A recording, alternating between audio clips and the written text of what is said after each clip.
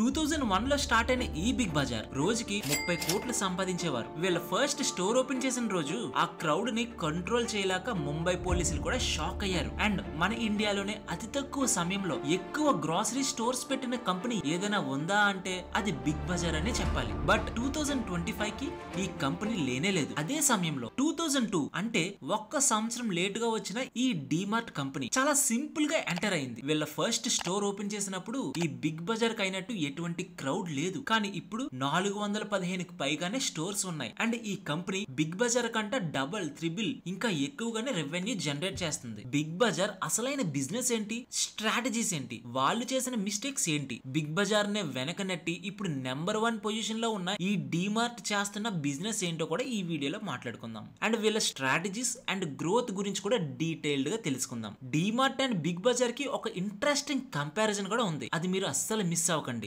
నాకు తెలుసు మీరేమనుకుంటున్నారు, అదేంటి డిమార్ట్ కంటే బిగ్ బజార్ మొదట బిజినెస్ స్టార్ట్ చేశారు కదా, కానీ డిమార్ట్ ఎలా బిగ్ బజార్ కంటే డబుల్ ట్రిబుల్ గా గ్రో అయింది? అదే కదా మీ డౌట్ నెక్స్ట్ 5 మినిట్స్ లో క్లియర్ గా ఎక్స్ప్లెయిన్ చేస్తాను. జాగ్రత్తగా వినండి. ఈ వీడియోనైతే ఎక్కడ స్కిప్ చేయకుండా చూడండి. 2001 లో స్టార్ట్ అయిన ఈ బిగ్ బజార్ ఎంత సక్సెస్ అయిందో అందరికీ తెలుసు. ఒక్క రోజులోనే 30 కోట్లు సంపాదించేవారు. చాలా ఇన్నోవేటివ్ గా కస్టమర్స్ అందరినీ ఎక్కడికక్కడ ఆకర్షించుకుంటూ ఎప్పటికప్పుడు కొత్త ఇన్నోవేషన్స్ తో వీళ్ళు బిజినెస్ చేస్తూ ఉండేవాళ్ళు. అండ్ వీళ్ళ ఫస్ట్ స్టోర్ ఓపెనింగ్ రోజు సబ్సే సస్తా దిన్ అనే పేరుతో స్టోర్ ని లాంచ్ చేసిన వెంటనే ముంబైలో ఉన్న ప్రజలందరూ ఆ స్టోర్ దగ్గరికి వచ్చారు. ఇన్ఫాక్ట్ స్టోర్ ఓపెన్ అవ్వలేదు అని చెప్పినా కూడా కొంతమంది గోడ దూకి లోపలికి వెళ్లేవారు. ఆ సమయంలో అక్కడ ఉన్న పోలీసులు కూడా వాళ్ళని కంట్రోల్ చేయలేకపోయారు. ఈ క్రేజ్ అంతా ఎలా వచ్చింది? ఎందుకంటే వాళ్ళ బ్రాండ్ అంత ఫేమస్. కానీ అంత క్రేజ్ ఉన్న ఈ బిగ్ బజార్ కి ఓవర్ ద టైం వాళ్ళు హెవీ డిస్కౌంట్స్ తో వాళ్ళ మార్జిన్స్ ని తగ్గించుకుంటూ వాళ్ళని వాళ్లే దెబ్బ తీసుకున్నారు. ఇదంతా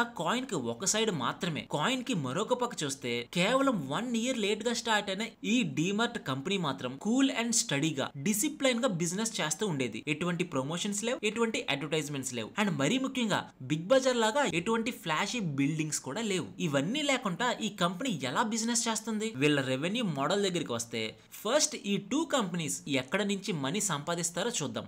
డిమార్ట్ స్టోర్ లో చాలా బ్రాండ్స్ కి సంబంధించిన ప్రొడక్ట్స్ అనేవి ఉంటాయి. కానీ బిగ్ బజార్ లో మాత్రం ఎక్కువగా వాళ్ళ ఓన్ ప్రొడక్ట్స్ ని మాత్రమే అమ్ముతూ ఉంటారు. వాళ్ళ ఓన్ ప్రొడక్ట్స్ అమ్మడం వల్ల డిమార్ట్ కంటా బిగ్ బజార్ కి ఎక్కువ మార్జిన్స్ ఉంటాయి. డిమార్ట్ వాళ్ళు అమ్ముతున్న ప్రొడక్ట్స్ ని మాత్రమే కాదు, చాలా తెలివిగా ఆలోచించింది. బిగ్ బజార్ కేవలం వాళ్ళ ప్రొడక్ట్స్ ని అమ్ముతూనే లాభాలను పొందేది. కానీ ఈ డిమార్ట్ అలా కాదు, వాళ్ళ స్టోర్ లో ఉన్న షెల్ఫ్స్ ని కూడా అమ్మేది. ఎవరికైనా ఆలోచిస్తున్నారా? ప్రొడక్ట్స్ అమ్ముతున్న కంపెనీస్ కి, ఎస్ కంపెనీస్ కూడా డిమార్ట్ లో ఉన్న షెల్ఫ్స్ కి రెంట్ కి ఇస్తూ ఉండేవాళ్ళు. ఎప్పుడైనా గమనించారా? మీరు డిమార్ట్ లోకి ఎంటర్ అయిన వెంటనే కనిపించే ప్రొడక్ట్స్ అన్ని అంత యూస్ఫుల్ ప్రొడక్ట్స్ ఉండవు. వాళ్ళకి ఎక్కువగా మార్జిన్స్ వచ్చే ప్రొడక్ట్స్ మాత్రమే ఉంటాయి. డిమార్ట్ వాళ్ళకి పెద్ద పెద్ద కంపెనీస్ మనీ ఇచ్చి అక్కడ వాళ్ళ ప్రొడక్ట్స్ ని పెట్టించుకుంటాయి. సో బిగ్ బజార్ లో వాళ్ళ ప్రొడక్ట్స్ ని అమ్ముతూ డబ్బుల్ని సంపాదించుకుంటున్నారు. కానీ డిమార్ట్ లో మాత్రం ఆ ప్రొడక్ట్స్ ని అమ్మడంతోటే కాదు, వాటితో పాటు ఇటు కస్టమర్స్ నుంచి అటు కంపెనీస్ నుంచి వాళ్ళకి లాభాలు వస్తూనే ఉన్నాయి. 2001 లో స్టార్ట్ అయిన ఈ బిగ్ బజార్ 2005 కి 50 స్టోర్స్ తో ఉంటే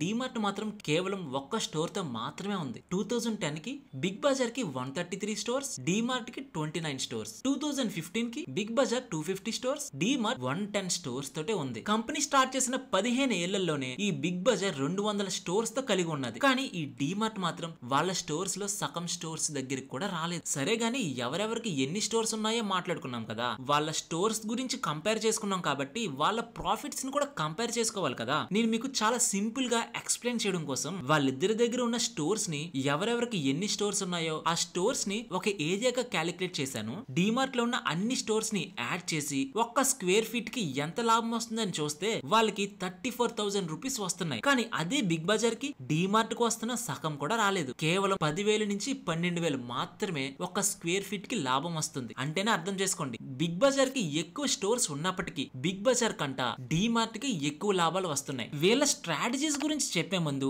మీకు అనిపించిందా ఈ డేటాను మొత్తం చాలా సింపుల్ గా ఎక్స్ప్లెయిన్ చేస్తున్నాను అని? అనిపిస్తే మాత్రం ఒక్క లైక్ చేయండి. డిమార్ట్ ఫౌండర్ అయిన రాధాకృష్ణ దమాని గారు స్టాక్ మార్కెట్ లో ఒక సక్సెస్ఫుల్ ఇన్వెస్టర్. తర్వాత రీటైల్ బిజినెస్ లోకి ఎంటర్ అయ్యి ఈ డిమార్ట్ యొక్క మోడల్ బిజినెస్ ని స్టార్ట్ చేశారు. అది కూడా సింపుల్ స్టోర్స్ తో లో కాస్ట్ యొక్క ప్రొడక్ట్స్ ని ప్రజలకి ఇస్తూ, వాళ్ళకి ఎవరైతే వెండర్స్ ఉంటారో వాళ్ళ పేమెంట్స్ ని టైం కి క్లియర్ చేస్తూ, కస్టమర్స్ తో పాటు వాళ్ళ వెండర్స్ తో కూడా చాలా స్ట్రాంగ్ రిలేషన్షిప్ క్రియేట్ చేసుకున్నాడు ఈ రాధా రాధాకృష్ణ దమాని గారు. ఇప్పుడు డీమార్ట్ లోని ఈ బిగ్ బజార్ లోని ఒక ప్రైజింగ్స్ ఏ విధంగా ఉంటాయో తెలుసుకుందాం పదండి. డీమార్ట్ లో అన్ని కంపెనీ యొక్క ప్రొడక్ట్స్ ఉంటాయి కాబట్టి ప్రైజింగ్ అనేది చాలా స్టేబుల్ గా ఉంటుంది. సో ఎటువంటి స్పెషల్ ఆఫర్స్ కానివ్వండి, ఎటువంటి ఫెస్టివల్ సీజన్స్ కానివ్వండి, ఇలా ఏమీ ఉండవు. కానీ బిగ్ బజార్ లో మాత్రం వాళ్ళ ఓన్ ప్రొడక్ట్స్ కాబట్టి వాళ్ళు ఎక్కువగా ఆఫర్స్ పెడుతూ ఉండేవాళ్ళు. కానీ డీమార్ట్ లో ప్రైస్ స్టేబుల్ గా ఉంటుంది కాబట్టి కస్టమర్స్ యొక్క ఫ్లో కూడా చాలా స్టేబుల్ గా ఉంటుంది. సో వాళ్ళకు వచ్చే రెవెన్యూ కూడా చాలా స్టేబుల్ గా కనిపిస్తుంది. కానీ ఈ బిగ్ బజార్ లో మాత్రం ఫెస్టివల్ సీజన్ అని, ఆఫర్ జోన్ అని, ఇలా రకరకాల పేరుతో వాళ్ళ ప్రైస్ ను వాళ్ళే తగ్గించుకుంటూ కస్టమర్స్ ని అట్రాక్ట్ చేస్తూ ఉండేవాళ్ళు. కానీ బిగ్ బజార్ కి వాళ్ళ కస్టమర్స్ ఎప్పుడు వచ్చేవాళ్ళో తెలుసా? కేవలం వాళ్ళు ఆఫర్స్ పెట్టిన రోజు మాత్రమే. సో డీమార్ట్ తో కంపేర్ చేస్తే బిగ్ బజార్ లో కస్టమర్స్ అనే వాళ్ళు స్టేబుల్ గా ఉండేవారు కాదు. సో వాళ్ళ రెవెన్యూ కూడా చాలా ఇన్స్టేబుల్ గా ఉండేది. వీళ్ళ ప్రైజింగ్ లో ఎక్కడ ఇంపాక్ట్ అయిందో తెలుసా? ఫెస్టివల్ సీజన్స్ అని వాళ్ళ ప్రొడక్ట్స్ ని చాలా తక్కువ ధరకి ఇవ్వడంతో వాళ్ళ రెవెన్యూ అనేది 20 to 30% డ్రాప్ అయ్యేది. కానీ డీమార్ట్ మాత్రం కస్టమర్ యొక్క సైకాలజీని బాగా తెలుసుకొని ఎవ్రీడే లో ప్రైస్ అనే పేరుతో కన్సిస్టెంట్ గా 15 to 25% మార్జిన్స్ ని పెంచుకుంటూ ఉండేది. డీమార్ట్ చేసిన ఇన్నోవేటివ్ స్ట్రాటజీస్ ఏంటి, బిగ్ బజార్ చేసిన తప్పులేంటో కూడా తెలుసుకుందాం పదండి. వాళ్ళ బిజినెస్ యొక్క ఆపరేషనల్ ఎఫిషియన్సీ. డీమార్ట్ కి తక్కువ స్టోర్స్ ఉన్నప్పటికీ వాళ్ళ ఇన్వెంటరీ యొక్క సేల్స్ అనేవి ఇయర్లీ ఎన్ని టైమ్స్ జరుగుతుందో తెలుసా? 16 టైమ్స్. అంటే డీమార్ట్ స్టోర్ లో వాళ్ళ ప్రొడక్ట్స్ అన్నిటిని 16 సార్లు రీప్లేస్ చేస్తున్నారు. కానీ అదే బిగ్ బజార్ కి మాత్రం ఆఫర్స్ ఇవ్వడం కారణంగా ఆ రోజుల్లో మాత్రమే వచ్చిన ఈ కస్టమర్స్ వల్ల ఇయర్లీ వాళ్ళ సేల్స్ అనేది వాళ్ళ స్టోర్స్ తో కంపేర్ చేస్తే కేవలం 4 టైమ్స్ మాత్రమే ఉండేది. అండ్ డీమార్ట్ యొక్క స్టోర్స్ అనేవి ఫ్రాంచైజ్ మోడల్లో ఉంటాయి కాబట్టి వాళ్ళ స్టోర్స్ అన్ని ఓన్ స్టోర్స్. సో వాళ్ళకి మెయింటెనెన్స్ తప్ప ఎటువంటి రెంటల్ బర్డెన్ అనేది ఉండదు. కానీ అదే బిగ్ బజార్ విషయానికి వస్తే వాళ్ళకి ఎటువంటి ఫ్రాంచైజ్ మోడల్స్ లేవు. బిగ్ బజార్ కి సంబంధించిన ప్రతి స్టోర్ కేవలం రెంట్ కి మాత్రమే ఉండేవి. సో వాళ్ళకి వచ్చిన లాభాల్లో ఈ రెంట్స్ కూడా తీయాల్సి ఉండేది. డీమార్ట్ లో మాత్రం అలా కాదు. అండ్ థర్డ్ ఇంపార్టెంట్ థింగ్ ఏంటంటే డీమార్ట్ చాలా ఫోకస్ గా మెయిన్ వాళ్ళ బిజినెస్ ఏదైతే గ్రోసరీస్ అండ్ ఎసెన్షియల్స్ ఉంటాయో వాటిల్లో మాత్రమే ఫోకస్ చేసి హై సేల్స్ వెలాసిటీని తీసుకొచ్చారు. కానీ బిగ్ బజార్ మాత్రం మిక్స్డ్ ప్రొడక్ట్స్ తో ఫ్యాషన్, ఎలక్ట్రానిక్స్, గ్రోసరీస్ ఇలా వివిధ ప్రొడక్ట్స్ ని ఇంట్రడ్యూస్ చేసి వాళ్ళ ఆపరేషనల్ ఎఫిషియన్సీని పెంచుకుంటూ ఉండేవాళ్ళు. లాభాల వైపు మాత్రం ఏ మాత్రం చూడలేదు.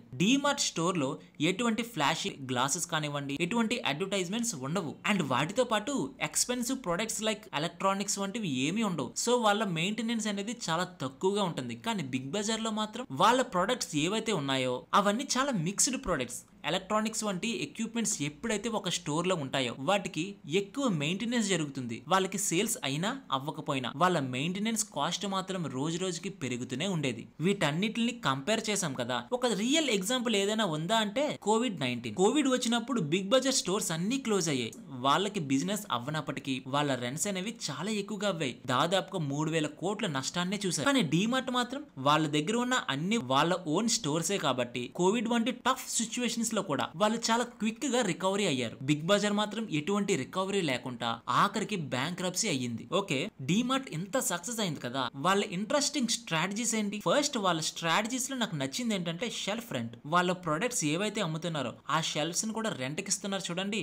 అది చాలా ఇన్నోవేటివ్ గా అనిపించింది. తర్వాత వెండర్స్ తో వాళ్ళు పెట్టుకున్న గుడ్ రిలేషన్షిప్ అండ్ ఎటువంటి ప్రమోషన్స్ లేకుండా కేవలం మౌత్ పబ్లిసిటీ తోటే ఇంతలా గ్రో అయిందంటే వీళ్ళు సంవత్సరం మొత్తం ఎటువంటి సేల్స్ లేవని చెప్తూ ఎవ్రీడే లో ప్రైస్ అనే ట్యాగ్ తో వాళ్ళు బిజినెస్ చాలా క్విక్ గా చేస్తూ ఉండేవాళ్ళు. వాళ్ళు తక్కువ ప్రైస్ కి ఇస్తున్నా ఇవ్వకపోయినా మన కస్టమర్స్ యొక్క సైకాలజీ ఎలా ఉంటుంది? ప్రతిరోజు తక్కువ ప్రైస్ కే ఉంటుంది కదా, ఏ రోజు వెళ్ళినా ఒకటే కదా అని సంవత్సరం అంతా డీమార్ట్ కి ప్రతిరోజు కస్టమర్స్ వస్తూనే ఉంటారు. అండ్ మరీ ముఖ్యంగా ఏదైనా బిజినెస్ చేస్తున్నప్పుడు మెయిన్ ఇంపార్టెంట్ థింగ్ ఏంటో తెలుసా?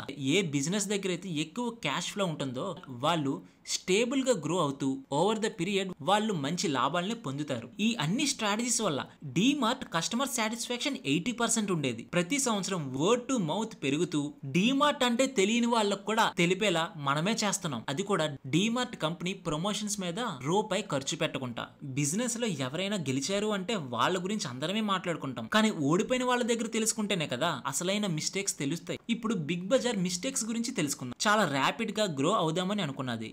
వాళ్ళకు వస్తున్న ప్రాఫిట్స్ చాలా తక్కువైనప్పటికీ 290 స్టోర్స్ తో ఉండేది. అండ్ వాళ్ళ లోన్స్ కూడా చాలా ఎక్కువగా ఉండేది. అప్పట్లో వాళ్ళకి గుడ్ లోన్ కి బ్యాడ్ లోన్ కి ఎటువంటి డిఫరెన్స్ తెలిసేది కాదు. అండ్ వాళ్ళు ఏవైతే స్టోర్స్ ని రెంట్ గా తీసుకున్నారో వాళ్ళ ప్రాఫిట్స్ ని చాలా దెబ్బ తీసుకున్నారు. ఇలా వాళ్ళకు వస్తున్న తక్కువ ప్రాఫిట్స్ నే వాళ్ళ లోన్స్ కానివ్వండి, వాళ్ళ రెంట్స్ కానివ్వండి కడుతూ వాళ్ళకి క్యాష్ ఫ్లో అనేది చాలా తక్కువగా ఉండేది. నేను డీమార్ట్ విషయంలో చెప్పినట్టే ఏ బిజినెస్ లో అయితే క్యాష్ ఫ్లో ఎక్కువగా ఉంటుందో వాళ్ళు సక్సెస్ అయ్యే రేషియో అనేది చాలా ఎక్కువగా ఉంటుంది. సో వీళ్ళు ఈ మిస్టేక్స్ చేయడం వల్ల బిగ్ బజార్ కి కోవిడ్ తర్వాత 17,000 కోట్లకి పైగానే వాళ్ళ నష్టాల్ని చూసిన తర్వాత 2021లో ఈ బిగ్ బజార్ ని రిలయన్స్ కి సెల్ చేసింది. ఈ బిగ్ బజార్ నుంచి మనం ఏదైనా తెలుసుకోవాలి అంటే లోన్స్ ని, మన ఎక్స్పాన్షన్ ని కంట్రోల్ చేయడం మన చేతిలోనే ఉంటుంది. ఈ 2 కంపెనీస్ గురించి మనం ఏం తెలుసుకోవాలనేది 2 పాయింట్స్ లో చెప్తా. డీమార్ట్ ఎప్పుడు ఫోకస్ చేసేది కస్టమర్స్ యొక్క సైకాలజీ, లైక్ ఎవ్రీడే లో ప్రైస్ స్ట్రాటజీస్. వాళ్ళు ఇస్తున్నారో లేదో మనకి అక్కడికి వెళ్ళినంత వరకు తెలియదు, కానీ అయినప్పటికీ కస్టమర్స్ యొక్క సైకాలజీని అర్థం చేసుకొని ఇక్కడ తక్కువ ప్రైస్ అని చెప్పేలాగా వాళ్ళ స్ట్రాటజీస్ ని యూజ్ చేస్తున్నారు చూడండి, అది వాళ్ళ దగ్గర నుంచి నేర్చుకోవచ్చు. అండ్ బిగ్ బజార్ నుంచి తెలుసుకోవాల్సింది ఏంటంటే